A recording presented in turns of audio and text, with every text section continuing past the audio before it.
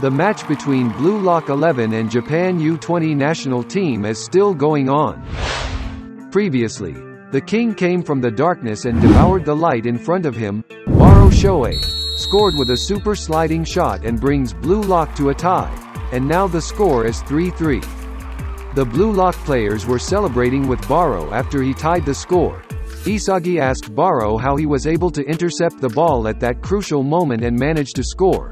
Baro said that there was nothing mysterious about it. From start to finish he just moved with the intent of hunting and devouring him. Hearing that, Isagi was surprised from his perspective that Baro seemed to suddenly vanish at some point and then was able to aim at the final moment. Baro said that he didn't vanish, but he was erased. His style of focusing just on Isagi was read instantly, so he focused on moving on to the next stage of that. Which means, Baro has to hunt down the play of Isagi when he is about to evolve. Baro also said that it was not like he can predict what Isagi is going to come up with, but he knew there was someone who could do it, and that was ITOSHI Rin. Rin would definitely react to however Isagi evolved. By targeting that relationship, Baro could get in front of the goal, and he waited in the shadows the whole time waiting for when Isagi would pass to Rin. Isagi was still confused by Baro's explanation. It was true that he often connected with Rin, but how could Baro imagine their movements such as positioning and all that? Baro was surprised by the question, because in his opinion Isagi and Rin were so synchronized that they looked like one and the same. According to Baro, this was very simple because for him ITOSHI Rin was just another Isagi. From his words, Baro deduces that for him Isagi is the core of the Blue Lock striker and Rin moves according to the predictions of Isagi himself. And when Baro was about to continue talking with his dirty mouth, suddenly from behind the referee came up to him and gave him a yellow card. This was because Baro had committed the uncivilized act of stripping off his uniform. On the other hand, Isagi analyzed the goal that was created by Baro's obsession, a super goal that can only be created by him. But before that, if SAE hadn't come, he would have been the one to score. Isagi thought back to the previous play more calmly, and what SAE did to Isagi was to target his weaknesses. At the moment Isagi got into his shooting position, SAE made a shoulder tackle that was weak enough to not be counted as a foul, and easily made Isagi unable to shoot. That action looked easy, but it was a highly technical play executed in an instant. ITOSHI SAE is truly capable of techniques of a higher dimension than him.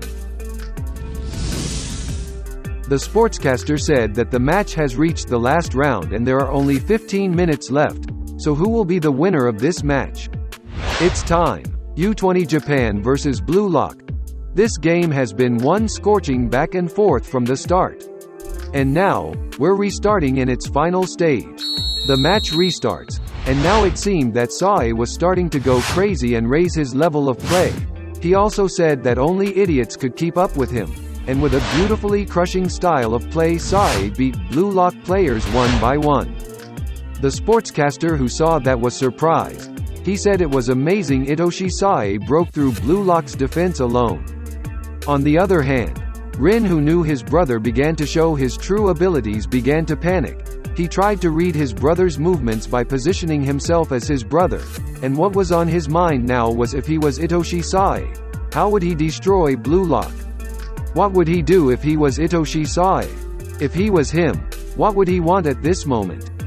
After successfully breaking the Blue Lock formation alone, SAE made a cross into the penalty box area, and there was already Shido, who was in the perfect position to receive the ball and he was ready to shoot. But suddenly Rin appeared from behind and with his head he tried to block the path of the ball from Shido, which caused Rin to get kicked in the head. Rin fell to the ground in pain after receiving a kick from Shido, and the game was stopped due to a foul. Isagi, who saw Rin going back to the defense, was surprised, because Rin usually only moves to score his own goals and all of Rin's games are always exclusively centered on himself. But this time it was different. Rin changed his style at the end of the match, and it was only to stop the style of play of his brother, ITOSHI SAE. As a result of the foul, Blue Lock got a free kick. Ryo, who saw the Japan U20s off guard, kicked the ball straight to the center of the field, and there was Nagi, who nicely received the ball. And now it is time for Blue Lock's counterattack. Isagi, who comes forward, begins to assemble his puzzle pieces in his mind, and from the side Bachira comes to tell him that the last piece is mine. Isagi receives the ball from Nagi and he combines the counterattack with a 1-2 play with Bachira to get past Hayate. But suddenly the king is back. Baro comes to steal the ball and Isagi tries his best to keep the ball. But suddenly Bachira came and stole the ball from both of them. And now it's time to dance.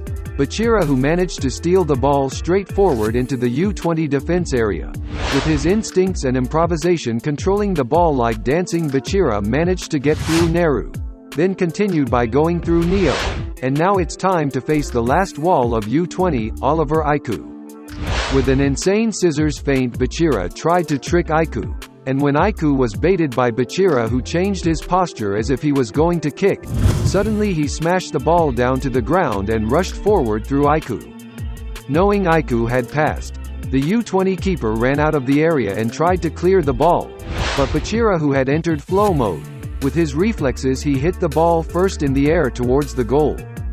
The ball went through the keeper, but suddenly Sendo was running for the ball, desperately chasing the ball, and at the last moment he managed to clear the ball before going into the goal.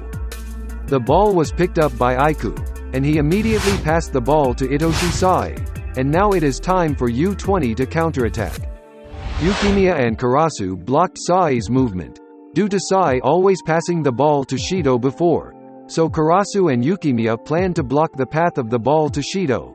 But SAE said that he treats all proper strikers equally and the guys with more heat towards the goal right now get their chance. He passed the ball directly to Cho and Kitsune, who were running forward, and the two of them combined their attacks by making 1-2 passes to get through Hiyori and Ryu. When a gap in the defense opened up, Kitsune shot the ball into the goal, but suddenly Ryo was waiting for it and managed to block the ball with his head. The second ball was chased by Sendo. Then he directly kicked the ball into the goal, but suddenly Nagi and Baro came up to block the ball and made the two of them collide their heads. But the U20 counterattack was not over yet, because now SAE got the ball and was ready to shoot. But Isagi didn't let him get away with it. He stepped in to block SAE and didn't allow him to shoot the ball. But with his instinct, SAE turned his shooting position into a pass. He passed the ball with his heel, and the ball went to Aiku at his side. While smiling, Aiku said that he was going to be a striker for himself, and then he kicked the ball straight at Blue Lock's goal.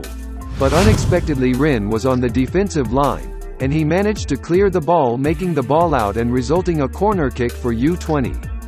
And now only 5 minutes left in the second half, so could Blue Lock survive the U20 attack? Until here this episode, what do you think? Give your opinion about this episode. And don't forget to hit like and subscribe to this channel so you don't miss the latest videos. Thank you for watching, and see you next time.